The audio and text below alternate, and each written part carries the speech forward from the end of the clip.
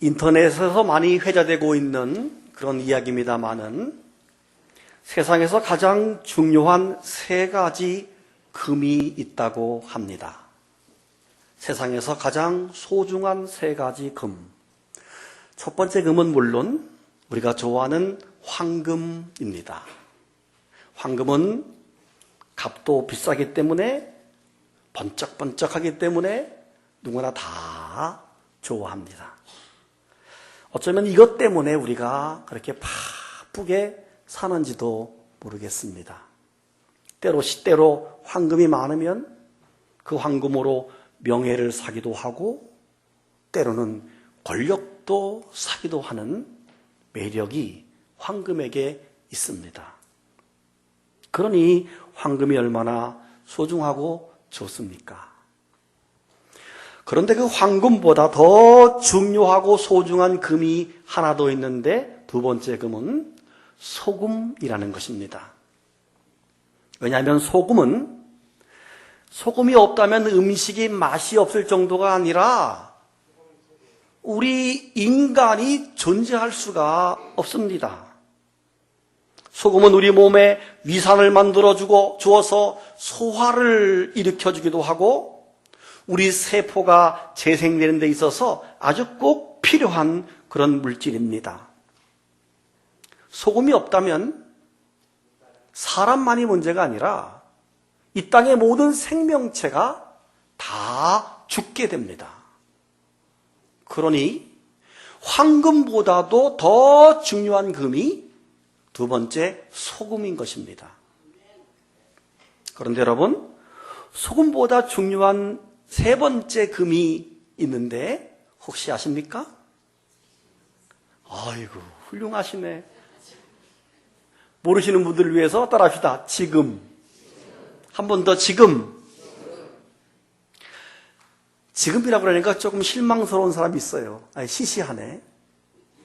잘못된 생각입니다. 여러분, 왜냐하면 지금이라고 하는 시간이 내게 주어지지 않는다면 황금 덩어리가 몇백 개 있었는들 그것이 무슨 소용이 있겠습니까? 지금이라고 하는 시간이 내게 주어지지 않는다면 소금으로 아무리 맛있는 음식을 해서 앞에 가지고 온들 그것이 나랑 무슨 관계가 있겠습니까? 너무도 공감되니까 우리 권사님들이 계속 따라해요. 그러니 균형한 금 세 가지 다 중요한데 그 중에서도 제일 중요한 금을 뽑으라 그러면 역시 지금이 맞습니다. 들어보셨습니까? 그런즉 황금, 소금, 지금 이 세 가지는 언제나 있을 것인데 그 중에 제일은 지금이라. 여러분, 우리 인간은 과거와 현재와 미래라고 하는 시제 위에서 살아갑니다. 그런데 과거를 돌아보는 이유는 현재를 더 낫게 하기 위해서 과거를 돌아보는 것입니다. 그리고 미래를 위한 것도 지금이 없이는 미래가 있을 수 없기 때문에 지금이 중요하죠. 예를 들어서 우리가 미래지향적이다 하는 말은 더 나은 미래를 위해서 지금 잘해야 된다는 말이 미래지향적인 말이에요. 현재를 뛰어넘어서 미래 세계로 가는 것이 아니라 미래를 잘 살려면 지금 현재 똑바로 해야 된다. 준비해야 된다. 그러니까 결국은 미래지향적이라는 말 자체가 현재를 중요히 여기는 그런 표현인 것입니다. 여러분, 더 쉽고 좀 몰상식하게 표현해서 이렇게 생각해 볼 수 있습니다. 미래의 과학이 발달해서 무병장수하고 우주선을 타고 달나라에 간다고 합시다. 그게 오늘 나랑 뭔 관계 있어요? 그죠? 그게 나랑 뭔 관계 있어요? 그건 먼 미래에 있을지 없을지 모르는, 어쩌면 나는 그 시대에 살 수 없기 때문에 나랑 사실 좀 관계 없는 이야기입니다.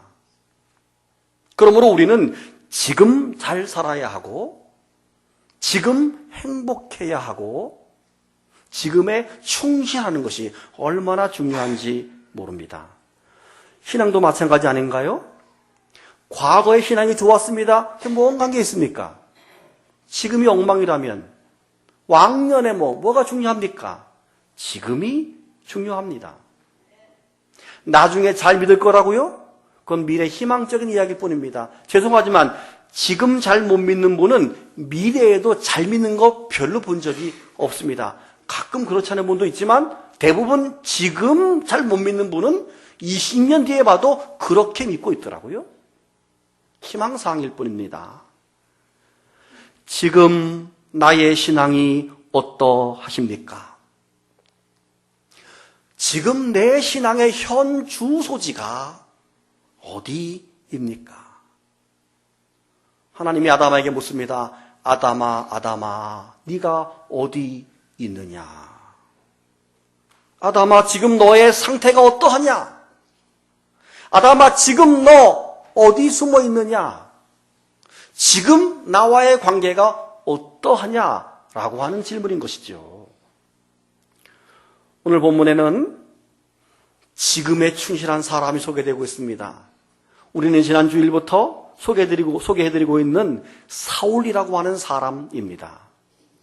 지난주 우리는 길 위에 내린 성령이라고 하는 제목으로 그리스도를 따르는 자들을 박해하기 위해서 공식적인 공문을 손에 들고 살기가 등등해서 다메섹으로 가던 사울을 이야기했습니다. 다메섹에 가까이 이르렀을 때 갑자기 하늘로부터 강한 빛이 쏟아졌고 너무도 충격적이어서 그는 그냥 그 자리에 거꾸로 졌고 그 덕분에 시력이 사흘 동안 잃어버리고 밥도 먹지 못하고 음식도 물도 먹지 못하고 그냥 사시나무 떨듯 떨었던 사울의 이야기를 우리가 들으셨을 것입니다. 사울아, 사울아, 네가 어찌해서 나를 박해하느냐? 나는 너가 박해하는 예수니라. 사흘 뒤에 아나니아를 통해서 안수를 받고 성령을 받고 그리고 그 순간 눈이 떠지고 세례를 받아서 이제 힘을 얻은 성령 세례 받은 사울을 지난주에 들었습니다. 기억나시면 아멘. 자, 그 이후 사울의 행적을 다시 한번 살펴봅니다. 오늘 19절 하반절입니다. 사울이 다메섹에 있는 제자들과 함께 며칠 있었다라고 말합니다. 회복된 사울이 제자들과 함께 먹고 마시면서 교제를 나누는 장면을 소개하고 있습니다. 아마도 사울은 그 다메섹에 있는 제자들에게 내가 이런 일을 경험했다.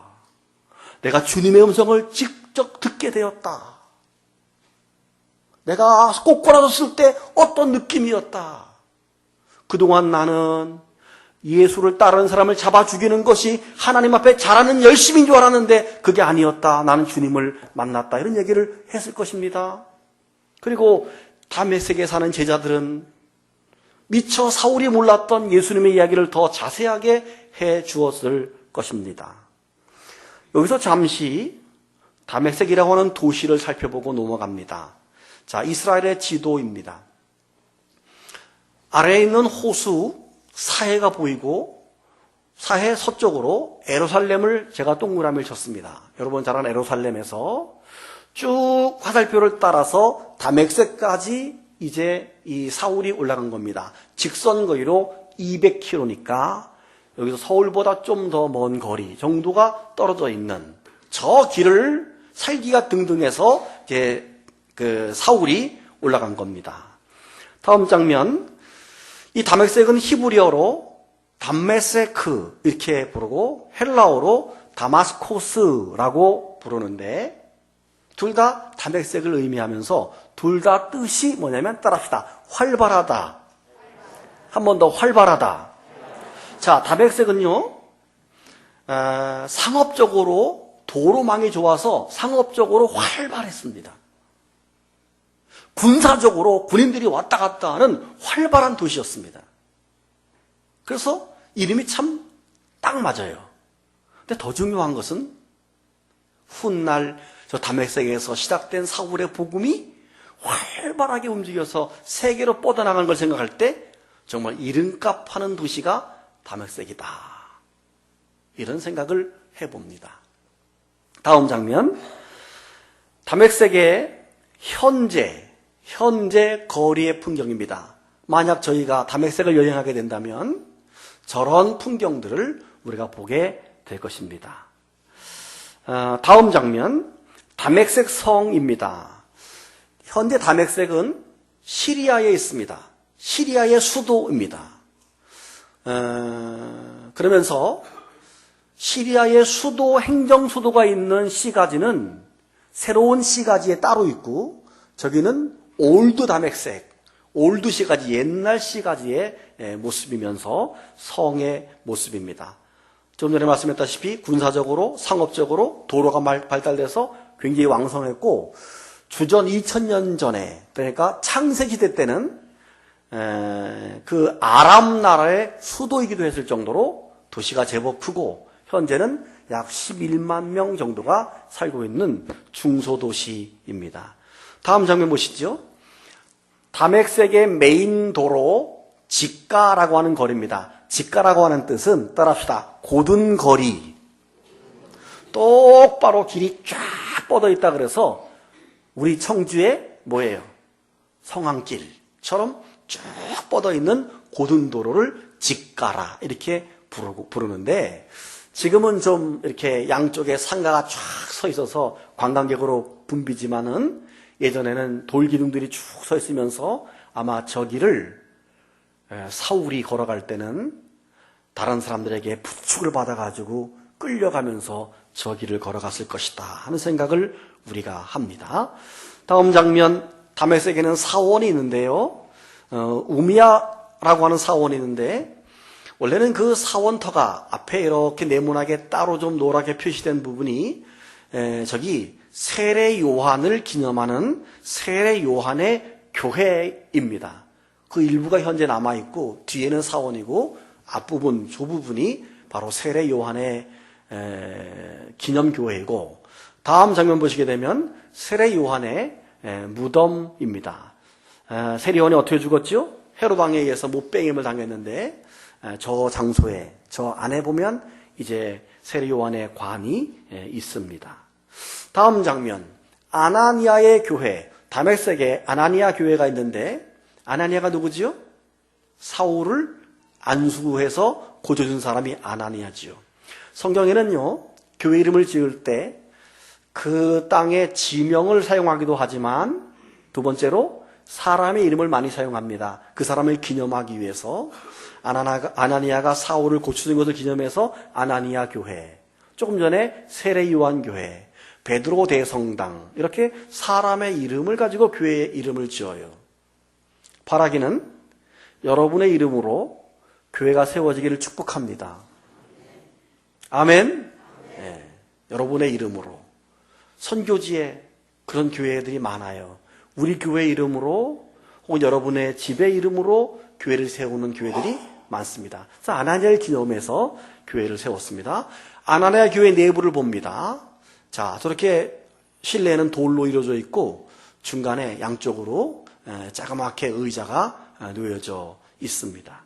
다음 장면 보시면 이번에는 다메섹에 또 바울, 그 사울을 기념해서 바울 교회가 있는데 성벽과 연결되어 있습니다. 왜냐하면 사울이 이제 고침받고 복음을 증거하다가, 조금 뒤에 나오는 이야기입니다만은, 설교 뒤에 나오는 이야기입니다만은, 고침받고 복음을 증거하자 이제 유대인들이 저놈이 우리 유대교를 변절했다, 잡아 죽이자, 그래가지고 사울을 잡으려고 옵니다.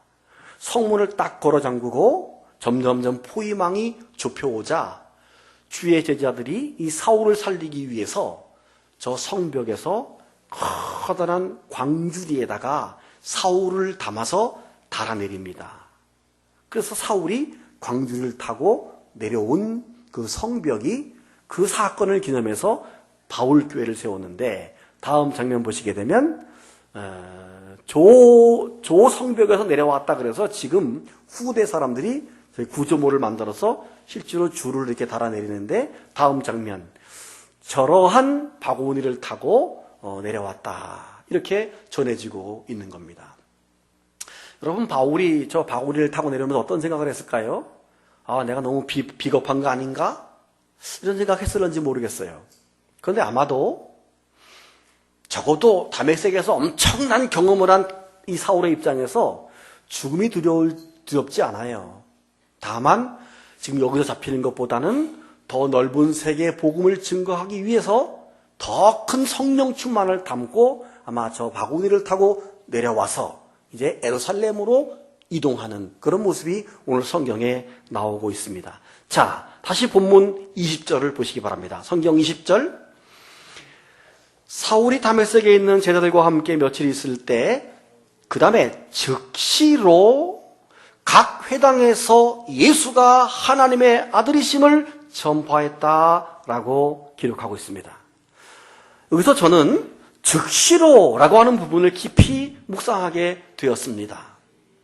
사울은 다메섹에서 주님을 만나고 안수를 통해서 회복된 이후에 그는 지금 즉시로 곧바로 지체하지 않고 십자가에 죽은 예수가 하나님의 아들임을 전파하기 시작했던 것입니다. 그가 전하는 말씀을 듣는 사람들이 당황될 정도였습니다. 왜냐하면 분명히 사울은 그리스도를 박해하는 사람이었는데 그의 입에서 주님이 하나님의 아들이라고 하는 복음이 나오게 될 줄은 꿈에도 생각을 하지 못했습니다. 적어도 스데반을 돌로 쳐 죽일 때 그 자리에 함께 있었던 사람이고 대제사장에게 공식 공문을 받아가지고 지금 믿는 사람을 잡아들이기 위해서 왔던 그 사람의 입에서 복음이 흘러나온다는 것은 도저히 믿을 수가 없는 일이었습니다. 그러면 그럴수록 사울은 22절에서 힘을 더 얻어서 예수 그리스도를 그리스도라고 증언하며 다메섹에 사는 유대인들을 당혹하게 했다. 그러기에 그런 소문이 점점 퍼져나가자 유대인들이 사울을 잡아 죽이려고 했습니다. 당시 다메섹을 지배하던 왕은 아레타 사세라고 하는 왕이었습니다. 그는 유대인이었습니다. 유대인이지만 거기 분봉왕으로 그 지역 왕으로 그 다메섹을 다스리고 있었습니다. 그렇다면 이 왕 밑에 있는 참모들과 군사들과 대부분 정치적인 많은 사람들이 유대인이었을 것입니다. 그러니 얼마나 사울을 잡는 데 있어서 열성적으로 한 마음으로 이 사울을 잡으려고 노력했을까? 아마 그 가지고 있는 권력을 가지고 유대교를 배반한 변절자 사울을 체포해서 처단하는 것은 정말 식은 죽 먹기처럼 쉬웠을 것입니다. 그래서 성문을 걸어 잠그고 이제 사울을 찾아서 뒤지기를 시작합니다. 사울에게 위기가 왔습니다. 그러나 다메섹에 있는 제자들은 지혜를 짜서 사울을 광주리에 담아서 그 성벽에서 달아내리게 된 것입니다. 25절이지요. 그의 제자들이 밤에 사울을 광주리에 담아 성벽에서 달아내렸다. 그렇게 해서 사울은 이제 예루살렘으로 돌아오게 되었습니다.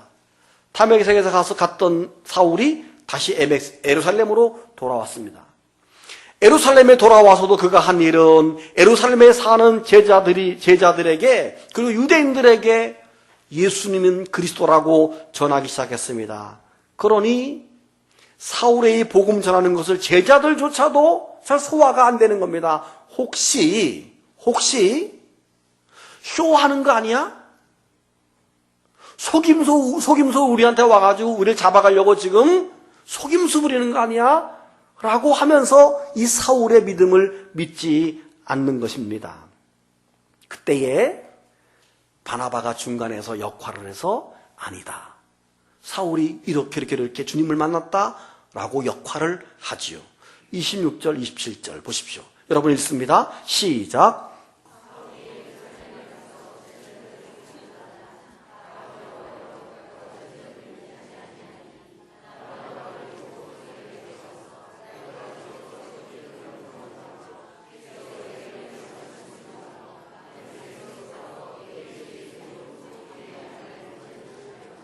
아멘. 그렇습니다. 혹시 가까이 접근해서 자기들을 잡아가려고 할까봐 이 사울을 믿어지지가 않는 겁니다. 그때 바나바가 중간 역할을 잘 해서 아니다. 이 사울 받아들여라. 이제 이도 주님의 제자요 사도다 하고 중간 역할을 감당한 겁니다. 여러분, 우리 그리스도인들은 바나바와 같이 사람과 사람 사이의 평화를 만드는 사람이 그리스도인입니다. 아멘 하십시오. 여러분이 회사에 가면 여러분 때문에 사람과 사람 사이에 평화가 이루어져야 됩니다. 또 우리 그리스도인들은 사람과 하나님 사이에 복음으로 화해를 이루어주는 사람이 우리 그리스도인입니다. 우리는 바나바처럼 계속 누군가를 의심하지 말고 누군가를 도와주고 화해자가 되어줘야 되고 섬기면서 중간 역할을 감당하는 그런 중재자가 되는 것이 우리 그리스도인인 것입니다. 모두가 다 사울을 의심의 눈초리로 보고 있을 때 바나바가 사울을 소개하고 그가 변화된 것을 중재함으로 결국 사울이 사람들에게 인정받아서 사도로서 역할을 제대로 감당하게 된 것입니다. 만약에 바나바와 같은 사람이 없었다면 어쩌면 이 사울이 훗날 사도 바울이 되는 역사가 없었을런지도 몰라요. 바나바가 중간 역할을 했기 때문에 사람들이 사울을 인정해서 훗날 사도 바울로서 위대한 세계의 선교의 역사를 감당했고 오늘 우리 대한민국, 한국까지 이방인들이 예수 믿게 된 것입니다. 그게 31절에 보세요. 31절 시작.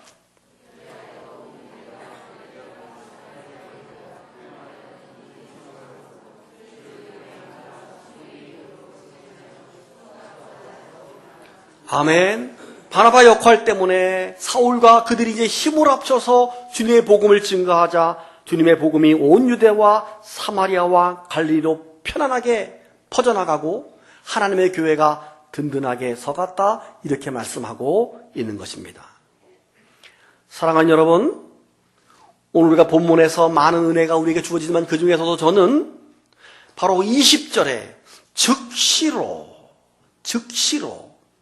각 회당에서 예수가 하나님의 아들이심을 전파했다라고 하는 부분과 22절에 사울은 힘을 더 얻어 예수를 그리스도라 증언했다 하는 부분과 29절 또 주 예수의 이름으로 담대히 말했다 하는 부분에 집중하고 싶습니다. 사울은 지금 즉시로 행동하는 그런 신앙을 가지고 있었던 것입니다. 여러분, 아무리 중요한 체험을 했다 할지라도 실행하지 않으면 금방 소멸됩니다. 언제 그런 체험을 했는가 기억도 나지 않을 수 있습니다.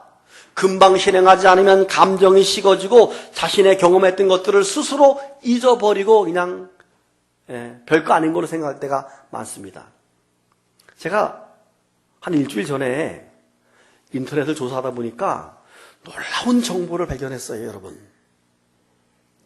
여러분 잘 들어보세요. 성인병을 위해서 특별히 고혈압에 있는 분들, 이런 분들은 양파를 막 하나를 갈아가지고 컵에다가 집어넣고 거기다가 요구르트 있죠? 100원짜리 그거 하나 부어서 흔들어서 딱 놓고 하루 뒤에 먹으면 아주 먹기가 좋고 몸에 그렇게 좋답니다. 그래서 제가 그걸 보는 순간에 바로 해야지. 근데 못했어요. 바로 했어야 되는데 바로 하지 않으니까 잃어버렸고 또 딴 거 먹지 뭐. 우리가 알고 있는 것들이 얼마나 많이 있습니까? 근데 사실은 우리가 바로 즉시로 실시하지 않았기 때문에 머리에만 남고 우리 것이 안 된 것이 얼마나 많이 있는지 모릅니다. 그렇기 때문에 지금이 중요하고 즉시가 얼마나 중요한지 모릅니다. 여러분, 오늘 사도 바울은 사울은 주님을 만난 즉시로 복음을 증거하는 사람으로 바꿔지는 것을 우리가 봅니다. 성경에 보면 그런 예가 얼마나 많은지 몰라요. 예수님이 여리고성을 지나갈 때 맹인 거지 바디메오 이야기가 나옵니다. 우리가 요즘 옛날 성경은 소경 거지 바디메오 이렇게 되어 있고, 요즘 성경은 맹인 거지 바디메오 이렇게 써 있습니다. 그런데 최근에 우리나라 한국 장애인 선교협의회에서 우리 교회들로 바라는 바를 제안하기를, 맹인, 소경, 벙어리, 기머거리, 중풍병자, 문둥병, 나병 환자라는 표현을 쓰지 말아 주십시오. 그럼 어떻게 쓰면 좋겠느냐? 시각장애인, 청각장애인, 언어장애인, 지체장애인, 뇌병변장애인, 중풍병자를 뇌병변장애인, 그리고 나병 환자, 문둥병자를 그렇게 부르지 말고 한센인 이렇게 부르는 게 좋다는 것입니다. 그래서 교정합니다. 시각장애인 거지 바디메오가 성경을 보게 되면 나사렛 예수님이 자기가 살고 있는 그 지역에 온다는 소리를, 여리고성에 온다는 소리를 듣고 어떻게 표현했는가 하면 성경은 나사렛 예수시란 말을 듣고 소리 질러 이렇게 표현했습니다. 즉 나사렛 예수라는 소리가 들리자마자 즉시 일어나서 다윗의 자손이여 나를 불쌍히 여기소서라고 지금 즉시 일어났던 것입니다. 다음에 또 오시겠지 뭐. 아무런 역사도 일어나지 않습니다. 예수시란 말을 듣고 일어나서 나사렛 예수여 나를 고쳐주십시오. 너의 믿음대로 될지어다. 즉시 실천했기 때문에 그에게는 일생일대의 엄청난 축복이 임한 줄로 믿으시기를 바랍니다. 또 요한복음 4장에서 수가성 우물가에서 주님을 만났던 이 사마리아 여인을 보십시오. 그는 주님과의 대화를 통해서 영생을 깨닫게 됩니다. 그리고 당신과 대화를 나눈 사람이 그리스도라는 사실을 알자마자 그는 물동이를 버려두고 즉시로 동네로 들어갑니다. 그리고 하는 말이 내가 행한 모든 것을 내게 다 알고 내게 말한 그가 그리스도가 아니냐. 그는 그리스도라고 즉시 주님의 복음을 증언하는 증인의 모습을 우리가 보게 됩니다. 여러분 그렇습니다. 우리가 수많은 설교를 주일마다 듣습니다. 설교를 들을 때마다 그렇게 해야지, 그렇게 해야지. 수없이 반복하며 결심합니다. 그러나 월요일이 되고 화요일이 되고 수요일이 되면 시들시들해지고 마음이 시들시들해지고 망각하고 잃어버리고 결국 우리는 머릿속에만 지식적으로 남아있는 신앙인이 돼버리고 마는 것입니다. 여러분 오늘 즉시로 우리 하나님께서 너 지금 즉시 실천해야 된다라고 하는 말씀을 우리에게 주고 계시지 않습니까? 기도해야지, 전도해라, 봉사해라, 성경 읽어라, 헌금해라, 이 등등의 수많은 메시지를 들을 때 다음 해야지가 아니라 지금 즉시 해야지만 하나님의 역사가 일어난다는 사실을 믿으시기를 바랍니다. 사울은 다메섹에서 주님을 만난 이후에 자기 병이 고쳐지자마자 즉시로 일어나서 복음을 증거하는 자가 되었습니다. 그래서 그 역사가 세계적으로 이렇게 이루어지게 된 것입니다. 사랑하는 여러분, 오늘 이 아침에 저와 여러분의 마음속에 즉시 지금의 신앙이 우리 마음속에 이루어질 수 있기를 축복합니다. 요즘 나에게 주님께서 주시는 마음의 심령의 음성들을 즉시 실천하셔서 하나님의 놀라운 축복이 머릿속에 머무는 것이 아니라 우리 삶 속에 일어날 수 있기를 축복합니다. 눈 감고 묵상해 보십시오.